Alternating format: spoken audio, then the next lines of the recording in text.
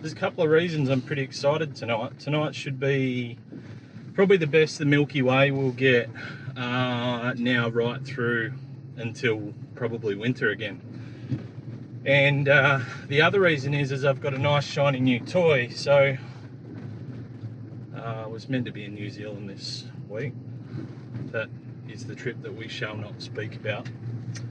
But in planning for that trip, I plan to buy a second camera body. And I've got a nice shiny new Nikon Z6 II to have a bit of a play with. The best bit about that is it'll be an amazing camera for astrophotography, just given the large pixel size on the sensor and its ability to handle the higher ISO noise. So pretty excited for that.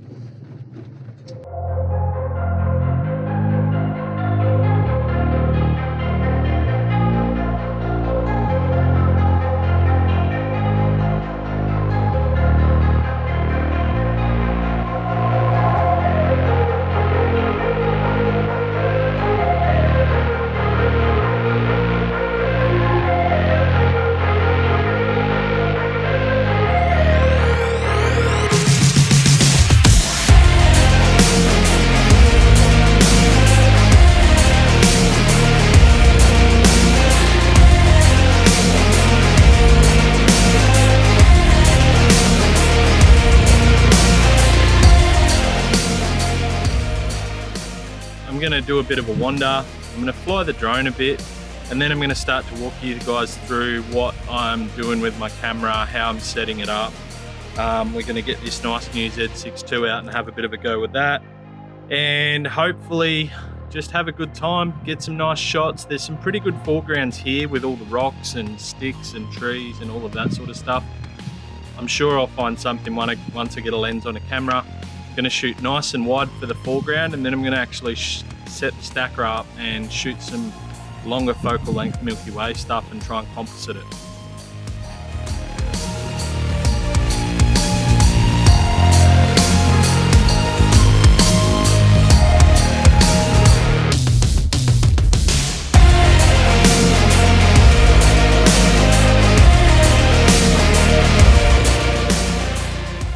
So I've just seen this bit of a composition.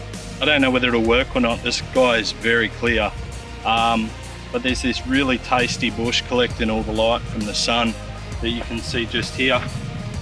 I've got my Nikon 14-24 lens with a 3-stop grad filter on it.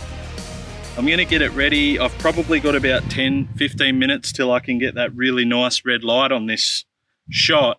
But that'll give me some time to flick the drone up and fly around, but then also shoot this image. Now I've just hit record on this camera so I can show you guys what I'm looking at. I've changed my composition, so I've actually got the sun in it. Now this is going to take some bracketing, so I'll do 3 or 4 exposures with some underexposed, but the light that's coming from that sun right at this minute is leaving some really nice light right across the frame. And it really adds to the scene when this building is so harshly side lit. So let's see how that goes, and yeah, if it works out, I'll chuck a photo up.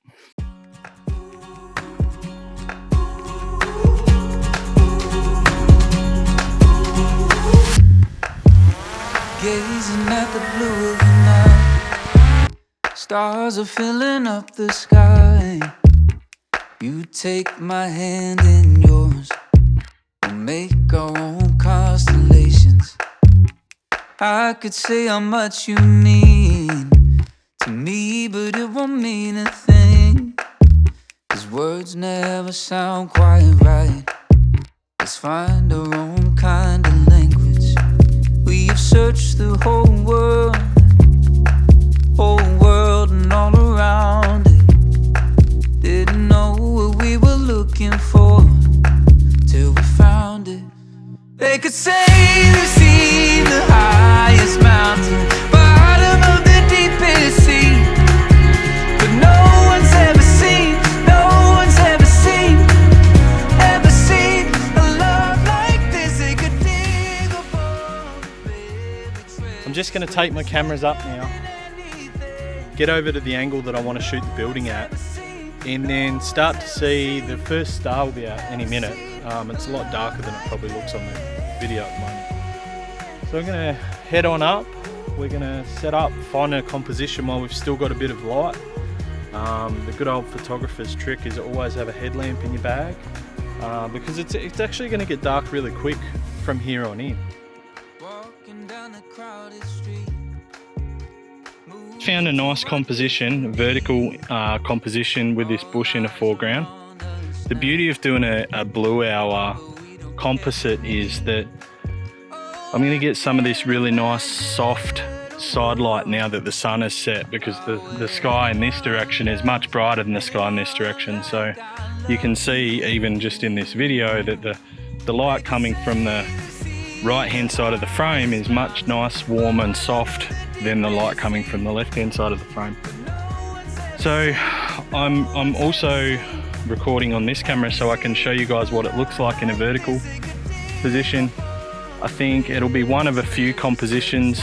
There's some other cool stuff just on the ground around this area that I really want to get in a shot. Particularly there's a little kangaroo skull, which I think will make a really nice addition to a foreground where there's not much going on. So we're going to have a crack at that. Moved around the building and I'm actually pretty much directly coming from the angle of the light. There's this really nice area of rocks in the foreground looking from this direction, and the building's a completely different shape, so I just want to try and get this as a foreground to see how that might work when I've got a sky to put behind it. This big foreground and lovely background lend itself to a portrait oriented image, but one that I can see now that I'm going to have a shot at in a minute is to get just up on this rock platform and shoot a horizontal image, and there'll be a lot of negative space in the composition, so that'll work really well for a Milky Way or a star composition. But no one's ever seen. Really quickly in the last sort of 10 minutes I've just wandered around and got the stuff together to do my last composition. I've got my camera really close to the ground and really wide. I've got a little kangaroo skull in the foreground. This allows me to make it look like it's much more wide and open than it really is, but I need to focus stack more images because the first image is so close to the camera that I really need another 2 or 3 images to get back to the heart to get an acceptable range of focus, to use that as a foreground for what is looking like it's going to be an amazing sky tonight. There's already quite a few stars out, so let's see how that goes. Once I've got this foreground done, I'm going to head back down, catch a drink at the car, pack up some of the stuff I'm not using now, and get the star tracker out and start looking at getting that polar aligned to do some longer focal length star images before we lose this amazing sky for the year. Just shooting some star images now. It's only 1 hour after sunset and it's absolutely pitch black. If I move my head torch up into the sky, you can see on the camera, you can actually see the stars in the video, but you can also see that just my little head torch makes a massive difference to the light in the scene. So I'm just going to float around. I'm not even sure whether I'm going to need my star tracker set up, to be honest, but I might have a quick go at just polar aligning it just for the practice and shoot a few longer exposures. But I'm just going to flip around the other side where one of my earlier compositions was, and I'm going to shoot a Milky Way pano, see how that goes. So I thought I'd show you guys here the individual frames that make up my final panorama, which I'll show you in just a sec. As you can see with the wide lens scanning across the sky, there are actually quite a few distortions in the perspective, and each frame, even though they're only about half a frame apart, actually have some significant differences. This can be challenging to stitch, but as you'll see, after a bit of playing around, I actually got it to stitch pretty well in this image that's popping up now. I'm really happy with it. It's probably one of my favorite Milky Way images. And sadly, this is where the vlog ends today. I packed up and left in a fury because I dropped my new camera while setting it up on the star tracker. The camera's okay, the lens is okay, my ego's a bit dented.